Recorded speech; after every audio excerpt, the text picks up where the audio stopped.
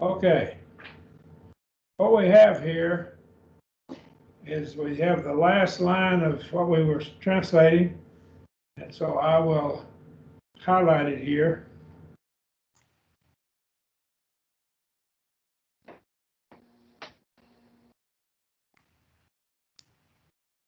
Jesus soze. Jesus soze. Jesus saves. Literally, it would be Jesus, he saves. But we would put the he in there. Remember, your Greek verbs have their own pronouns attached to them. Okay? So Jesus saves would be a good translation of it. Questions or comments?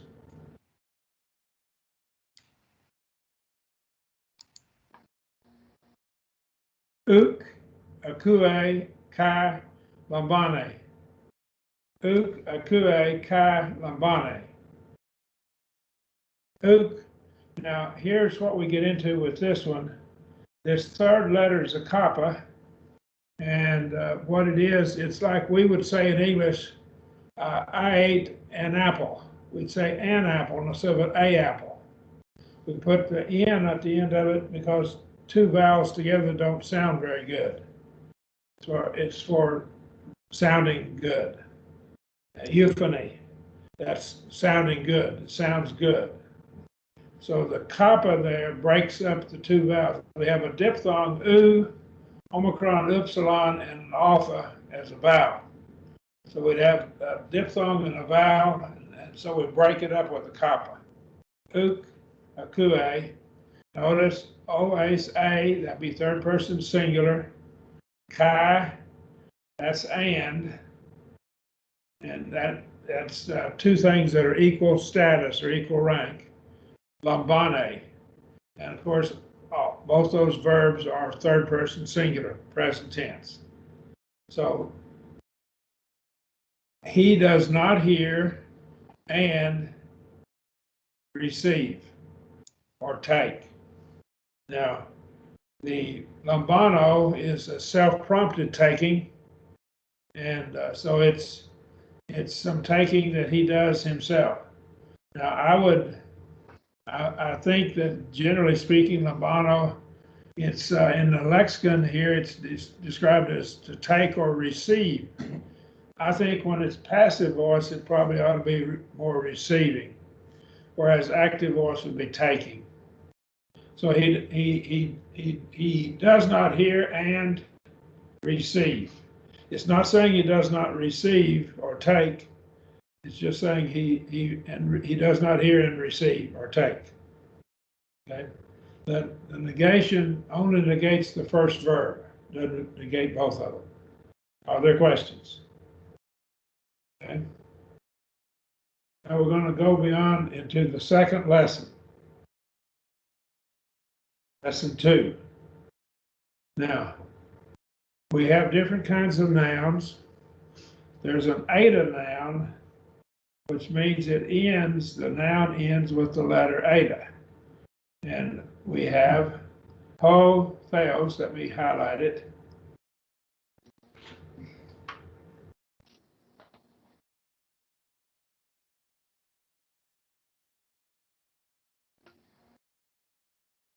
I don't know why this is over there.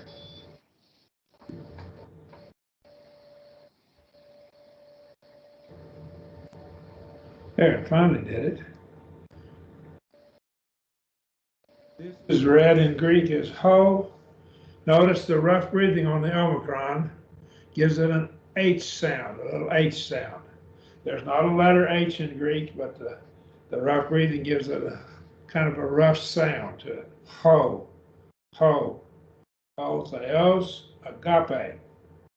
Ho, theos, agape. That's 1 John 4:8. God is love. Now what we have here, this gets into the two uses of the noun itself. The word God is describing a name of a person, place, thing, quality, action, or idea. Actually, the word God does not name a person.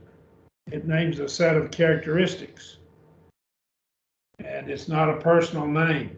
Theos is not a personal name. Any name, any noun that can be pluralized as the plural form cannot be a personal name. That's what the authorities tell us. And so the word theos can be made plural. And so it's not the name of a person, it's the name of a set of characteristics.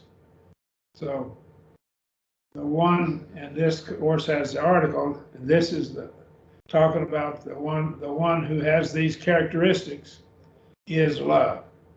Now then, agape is also in the nominative case. We have various cases, and it's the case of the renaming of the subject. And we call it a predicate nominative in English and Greek. So it renames the subject. The subject is hotheos, God, and then love. And we add the word is there because agape, which is love, is a predicate nominative. We'll have to get back to that later and see how that fits in. Questions or comments? The noun is the name of anything as a person, quality, idea, or action. To say John is a man, both John and man are nouns. Another name for a noun is substantive. And substantive. And some pronounce that substantive, but I pronounce substantive, which includes pronouns, verbal nouns, and any part of speech which may be used as a noun equivalent. So this is a broader term than just nouns. A noun is a substantive, but all substantives are not nouns. So a pronoun can function that way, or a verbal noun can function that way. Or any part of speech that may be used as a noun equivalent. Right? Any questions? In English, we have basically two forms for declension. We have the one form that will fit everything. We just look at the placement in the sentence. And we may put a possessive form with apostrophe s or something to that nature. So we may make it possessive in that way. So we do have two declensions in English, or forms. We actually have several types of nouns. That is what we find the cases of nouns, but we'll get to them in a minute. The Greek declines the cases and shows them in different forms. There are 5 case forms, and I'm teaching that there are 8 cases. And like in English, we have 2 case forms. We have the one form, and then we have the possessive case, which we may put an apostrophe s or something like that on it to show it, or not just an apostrophe. Agape, love, is pars. Now, when we parse it, we're setting forth what case it is and what number it is. And so we would say, and gender, of course. And so we have here nominative case. And think of it like this: it nominates the subject, it names him. And it's from the Greek word for the word to name something. So a nominative case, which would function as either the subject of the sentence or a predicate nominative. And it's feminine gendered. We have 3 genders in Greek: masculine, feminine, and neuter. Hebrew only has 2 genders, masculine and feminine. It doesn't have a neuter. But in Greek, we have 3 genders. Now, in English, we denote the gender perhaps by pronouns, he, she, or it. But we have gender in the nouns in Greek. So this is feminine gender, and it's singular in number. So it can be singular or plural. Singular meaning 1, plural meaning 2 or more. The older Greek had what's called the dual number, which was 2. Things occurred in pairs, like feet or hands or eyes. But that was lost by the time of the 1st century. I found one Greek book that claimed there's 1 or 2 words that have a remnant of gender, of number, a dual number in them. But whenever I got to study them fully, I couldn't see it in what they were saying. And there may be a word or 2 that has a remnant of it still with it.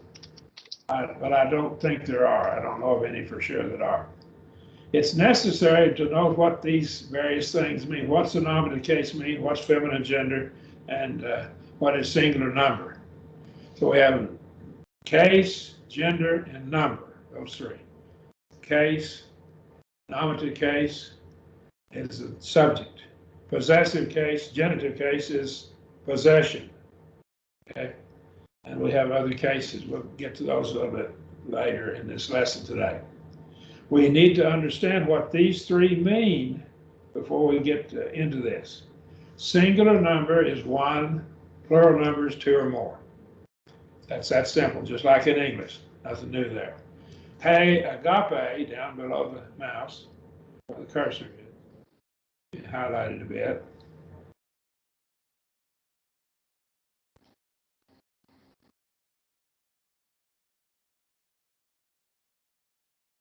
Right here, again. Hey, agape is the love, that's singular gender. Now, all they do, we have the love, singular number, and hi, agape, plural, the loves. And so we have hey, agape, and the word hey is the. Let's go back over here. We have to get into our articles. That's the word the. There's the, singular, nominative case. The plural. This is agape, which is loves. Okay. So again, we're going to get to the form, and we'll understand these forms as we develop this tonight. Gender, this kind of has to do with male and female. A rock may have gender, for example, and so you have to be aware. Gender is a grammatical matter. Now, normally you wouldn't call a boy named Sue. I think there was a song about a boy named Sue, but you wouldn't name a girl Jim or John. You might name her Jamesina or something like that, but you wouldn't name her normally like Richard or something of that order, a man's name. Modern English has lost the use of the grammatical gender, retains it for the most part, only with words denoting sex, that is, male and female. Okay. However, in Greek, all nouns have gender and all classified in one of three groups, masculine, feminine, or neuter. The gender has to be learned by observation, but is usually indicated by the article, the word the. You can tell by the article, the word the, what the gender is. The articles are, as we look down here now, go back up. Here, we have ho, notice the rough breathing on that omicron, that's a masculine gender. Now, this is what will be given in the lexicons.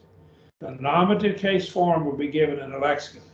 We're going to learn how to use the lexicon in here, although he doesn't have it in this book. I will introduce it. We'll go through it.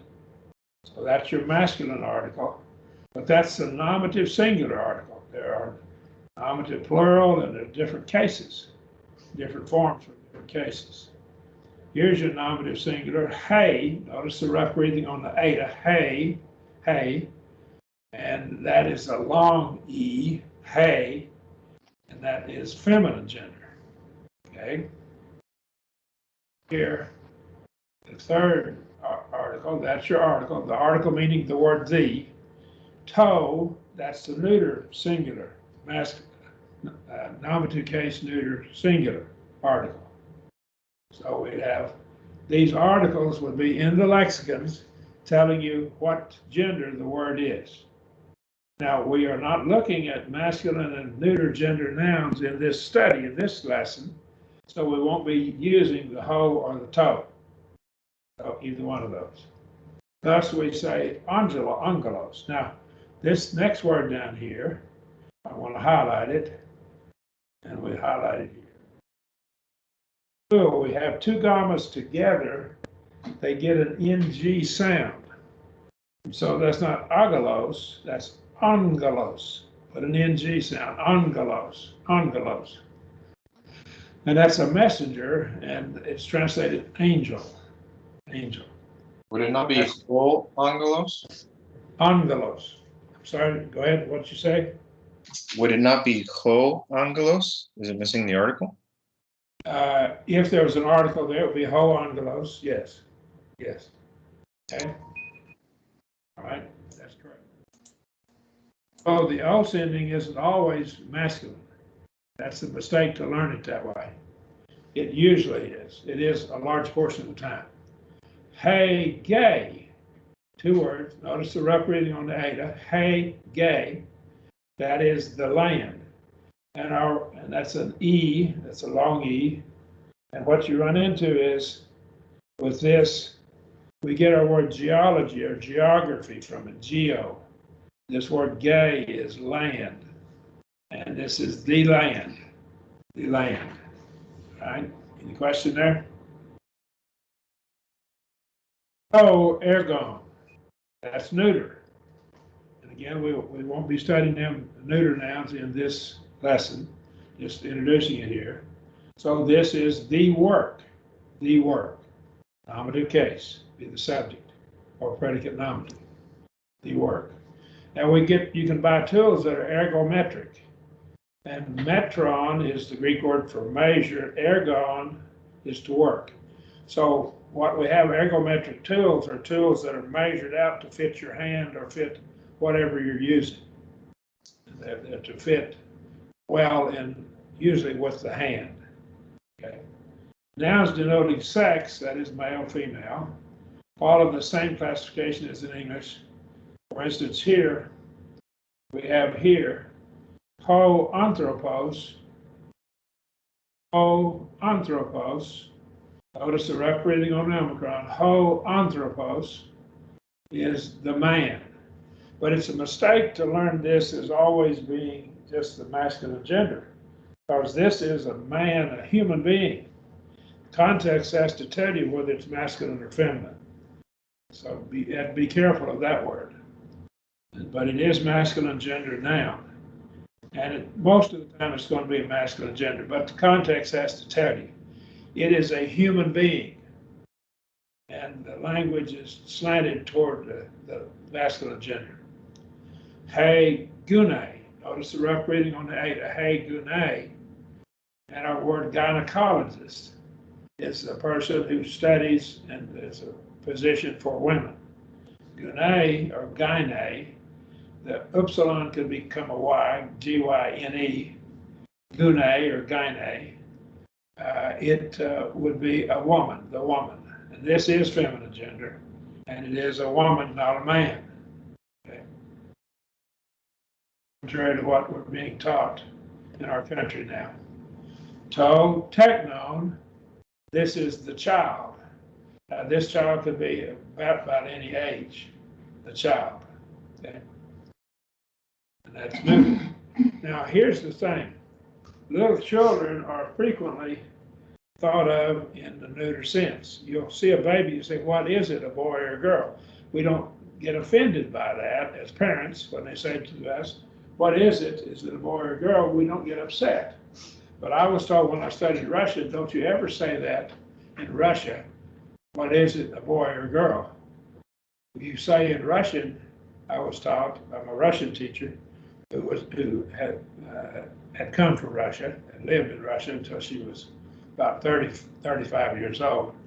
She said, you say, what is he, a boy or a girl? Okay. And so you lean toward the masculine side. But you wouldn't insult him by saying it, a neuter. You wouldn't say it. Okay. All right. Any questions? Gender is grammatical and belongs to all nouns, even inanimate objects. Nor does gender represent sex. For instance, down here, here's a word. Come down to it. This is toe. What gender is that with that article? Someone help me. We've been through this several times. There's your article, toe. What gender is that? Someone help me. Anybody? Neuter. That's neuter. That is correct. It is neuter. To pneuma. A pneumatic system is an air pressure system. Okay.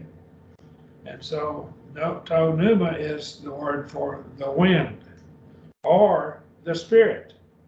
It's the same word translated wind. There are more than one word translated wind.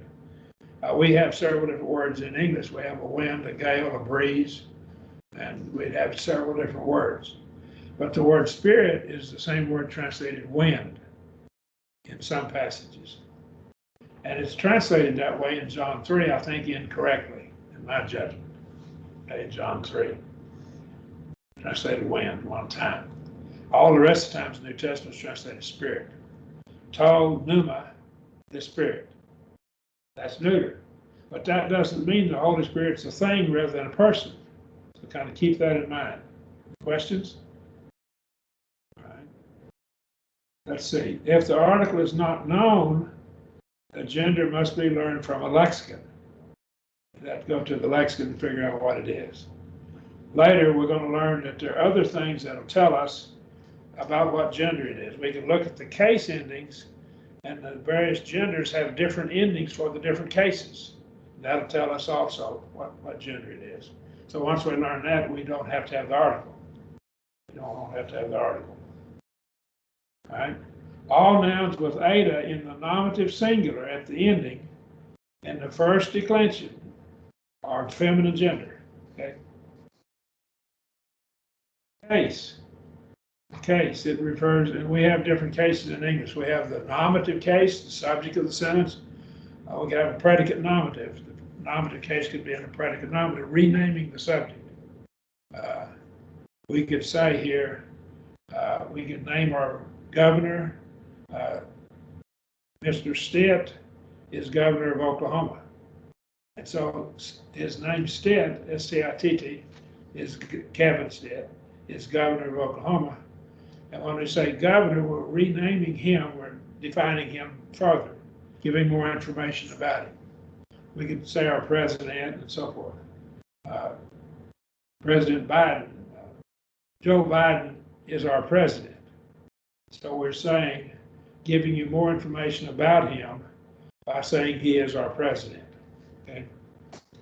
Does that help a bit, what we're saying here? All right. Nominative case renames the subject or is the subject. It either is the subject or renames the subject. So we have in English, we have the nominative case, just like Greek. It functions the same way.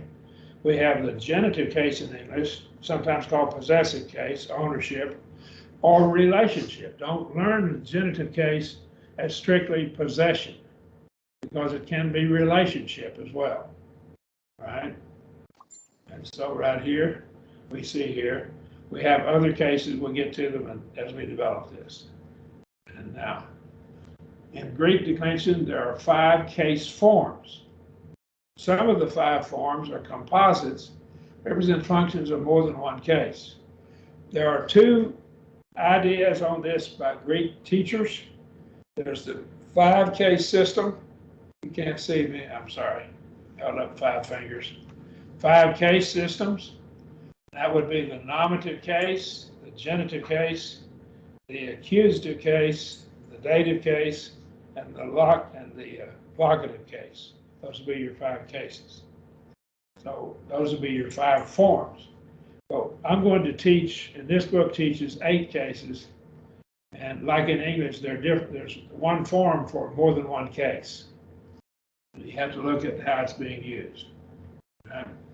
We have the nominative case, possessive, objective cases in English, and so those are your cases. Nominative, genitive, accusative cases. They correspond to our nominative, possessive, and objective cases. So we call it nominative case, just like in English, and we call it the genitive case or possessive case in English. When I studied English, and I have an English grammar book that also calls it the genitive case. Okay. And the accusative case is your direct object, the receiver of the action. And so in that case, it's also called the objective case in English. But I have an English grammar book that also calls it the accusative case. So I have an English grammar book that does that. So it's used both ways. The genitive form is also an ablative or separation or from case. And again, you will know this for sure. It's a contextual matter unless you have a preposition, which we'll get into prepositions a little bit later. Right? The dative form is your indirect object case, and it's also a combination of two other cases. We have the instrumental case, the tool or instrument by which something is done, and the locative or the location of something. These cases, these are forms. Russian is a system based upon, it's a Hellenic language based upon the Greek structure. I guess the Greek-speaking people spread the church there and gave this form to the language of the Russian language. They have most of the cases we have in Greek. They're lacking one of the cases, but all the other cases they have. They have a 7-case system, basically. The vocative is a case of addressing someone. You would address like a king or a ruler. Oh Lord, oh king, and you're addressing him.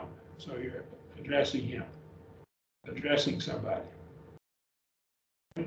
Here are your various cases that we're going to use.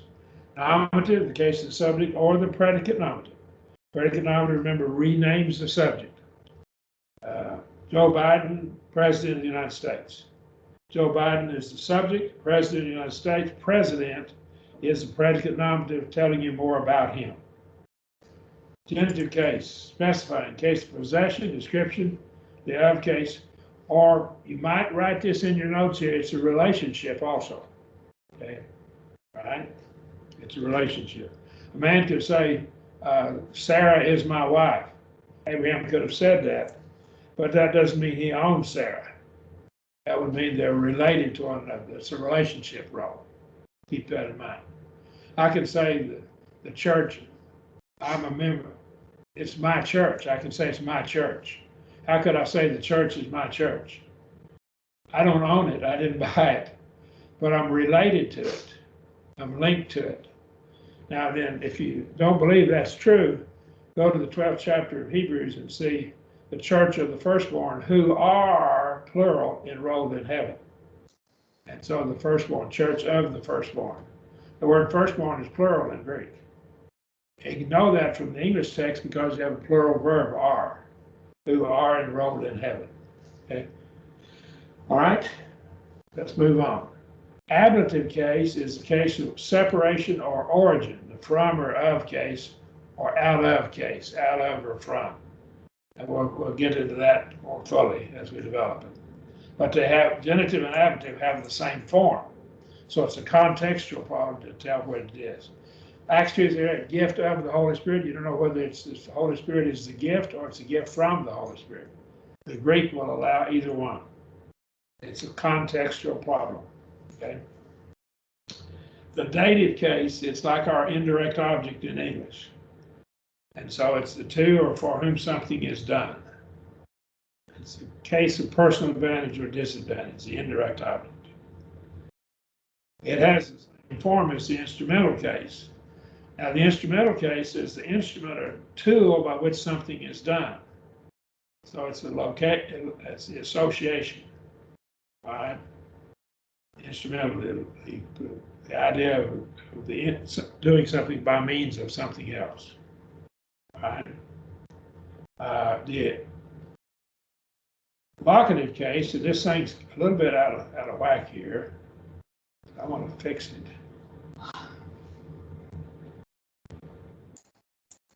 Should be down there. The locative case is the case of position, location, or locus. I remember whenever I was studying math in college at university, they kept using the word locus, and I was thinking of a locust like a locust plague, and it was L-O-C-U-S. And of course I saw what it was, but the first time I heard it, I was thinking of that. And then I looked in the book and saw it, and I had to look it up, get the meaning of the word to fully understand what the professor was talking about. That's the place or location by which something is done, locative case. So the dative, instrumental, and locative cases have the same form. It's a contextual problem. But sometimes prepositions will tell us which one it is. Same is true with the genitive ablative, they have the same form. The next case is the accusative. I think of it like this: you're accusing, you're pointing the finger at someone. So when you point your finger at someone, you're accusing him of something. And that's how I remember it, because what happens is the action is pointed or directed at the direct object. The accusative case names the direct object. So it's a direct object case, or the objective case in English. Questions or comments? The older English, I believe, had a vocative case. We still use it with some special words, but the vocative case is a case of address. It's like the English nominative of address. Some words have a special form for the vocative case. Some do not. But the vocative case, if you were addressing a king, you would want to use a special word for him to massage his ego, okay? Because he's powerful. And so you use special words for him. And so it has a special form. The word Lord has a special form for vocative case. You're addressing someone. Any questions? Okay. All right. Idioms. Greek substantives fall under three sets of forms: the first, second, and third declension. There's three declensions. They differ according to the letter with which their stems end. The first is the alpha declension. The stem ends in an alpha. The second is the omicron declension, and the stem ends in that. And the third is the consonant declension. It won't be a vowel, it'll be a consonant. I want some consonant. And that will be the ending of it, your stem. We're looking at the alpha declension here. The first declension includes all substantives whose stems end in an alpha. All right? So now what we have to do here is we have to look at this basic stem. And so we have here the declension of the stems in eta are declined as follows. Now, nouns that have an acute accent on the last syllable, the ultimate. Remember, the ultimate is the ultimate syllable, the last one, and are called oxytones or sharp tones. Agape and agapes. Let's put the mouse up here so I can see it. Here's your nominative form of this word, love. Now, there's several different Greek words for love. We'll be looking at, there's basically four words, only three in the New Testament, however. Agape, and this has come into the English language now. We have the word agape as an English word now. A-G-A-P-E. Agape, and that's love, but it's something that causes you to sacrifice for the other person. Nominative case would be agape. Now that's nominative singular. If we wanted the genitive case, it would be agapes. I've highlighted it here, agapes. Agapes. Notice the ending change. It ended in nominative with an eta, and they put a sigma on it. That made it genitive case. That's the genitive form, but it's also the ablative form as well. Same form, same spelling, same accents. So you can't tell except by context what it is. Ablative is case of origin or source. Agape, now notice the difference here. I want to show you something here. Agape, the eta has a little iota underneath it. Now I want you to look underneath that there, the one underneath it. That's dative case. The instrumental has the same form. There's a little iota that's at the bottom. And basically that is a marker to tell you it's a dative, instrumental, or locative form. It's kind of a marker to tell you that. Questions? The dative would be the indirect object. The instrumental, same form, same spelling, would be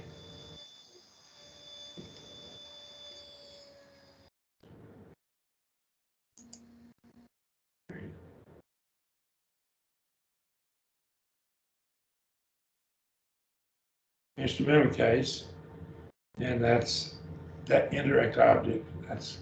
That's an instrument or tool by which it's done. Locative is location. in love. Instrumental case would be by means of love or with love. I did it with love or by means of love. In love could be in a realm where love is ruling, for instance. So again, you'd have to look at the context to see what it was talking about. Okay. Hey, brother, I'm sorry. I'm not sure if you cut out for a minute or what there on the instrumental. What is the two at the end of it? The two is a subscript, and we can go down here at the bottom and tell you what it is. Two, notice the iota subscript, which must be written. Does that make sense? It's in the iota subscript. Let's go back up here and I'll show you that little subscript. Oh, I got you. You just that's just a reference to the bottom. Gotcha. Little iota at the very bottom of the eta. It's called an iota subscript. Okay. Any other questions? Good question. I'm glad you asked it. 2 or 3 other people were worried about it, but they were bashful. They wouldn't ask. Okay. I see now they don't know that for a fact. Agape. Notice they just put a new on the end of it, and that made it accusative case, a direct object. Okay. Any questions? The Greek language is very exact. We can take an accusative case noun, it can become the subject of an infinitive. So a finite verb would have a noun as the subject. An infinitive would have an accusative case noun as the subject. Okay.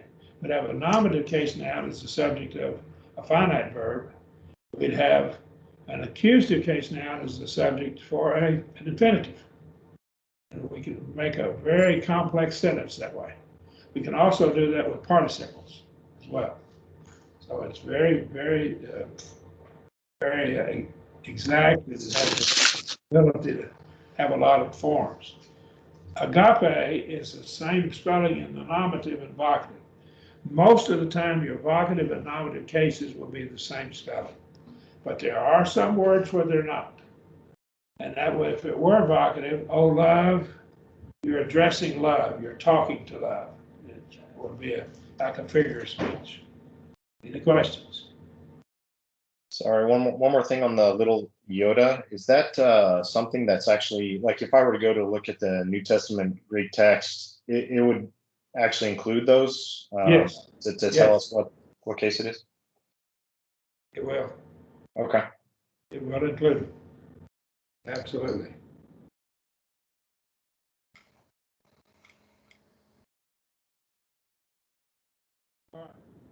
Agape, nominative plural, loves, nominative case, subject again, or direct or non-predicate nominative.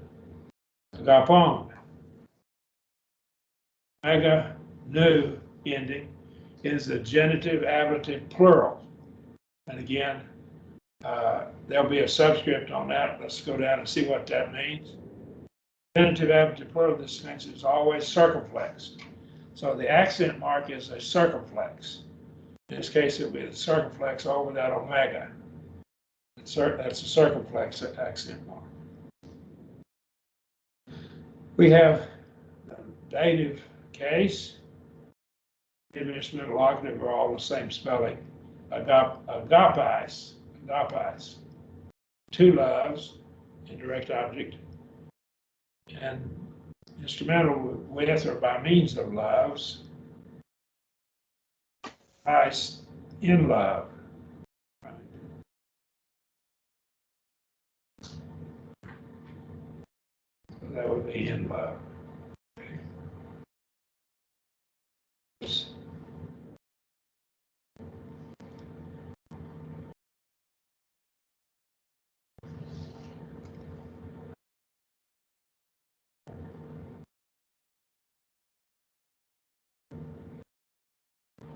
Well, here.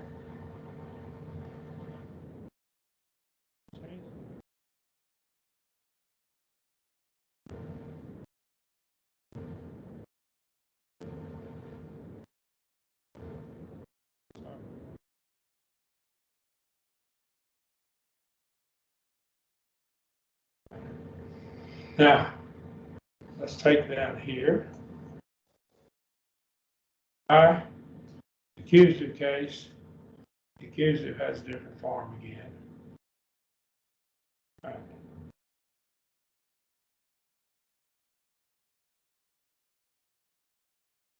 Now, let's take the article. We're getting close to the end of the class. We'll have to pick this up on the next one. But I want you to do this for me. This article, the word the, right here, and I'll highlight the articles for us right quick.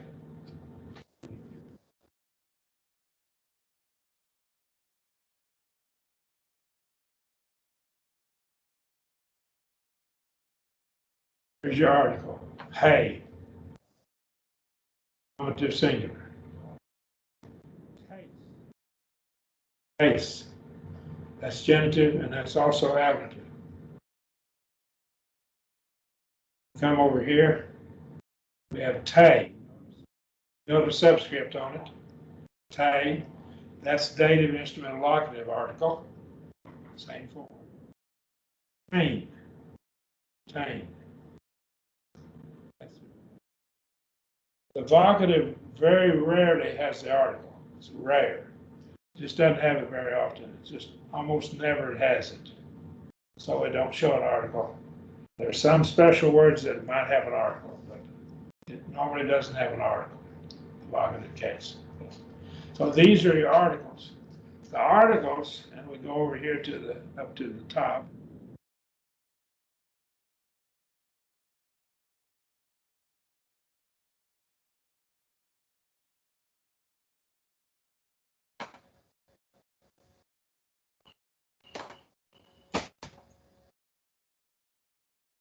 High. Notice the rough reading on the iota. High. That's the nominative plural article. Tone. It has the same ending as the on ending in the genitive form. So tone. That's your genitive ablative plural article. There's your genitive ablative plural article. Tice, that'll be your dative instrumental locative plural article. Tice, toss would be your accusative plural article. Okay. Now, once you learn the articles, and you need to learn them, this is your feminine article. Once you learn these articles, you'll have the endings of all your adjectives. You'll know the ending of your adjectives. So we'll get into that next week. We'll come back over here. We'll be looking at these words here. Proton, prote, protase, protase, prote, prote, prote, protein, prote. That's your article. That's your adjective. Proti, I'm highlighting with my mouse, on my cursor. Proton, proton, protice, protice, protice, protos, proti. And those are all adjectives. If you notice, the last three letters are the same as the article. The same as the article, except in the nominative case. Right? Nominative singular. Nominative singular is different. All the rest of them are the same. Once you learn these articles, you got the endings of your adjectives. And you got the endings of many of your verbs, nouns, right, as well. Okay. So you got the same basic form. Any questions? Okay. We'll start with section 17 next week, the accent on nouns. All right. And we'll go into the vocabulary after that. Thank you for your attention. Any questions?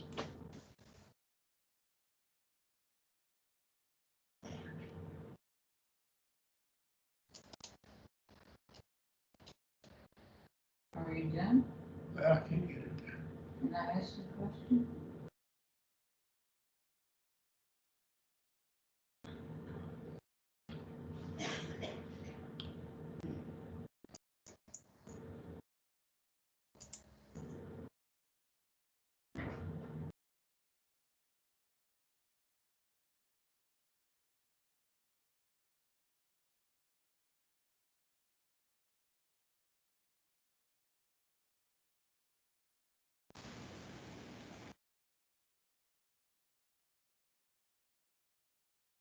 You won't stop recording.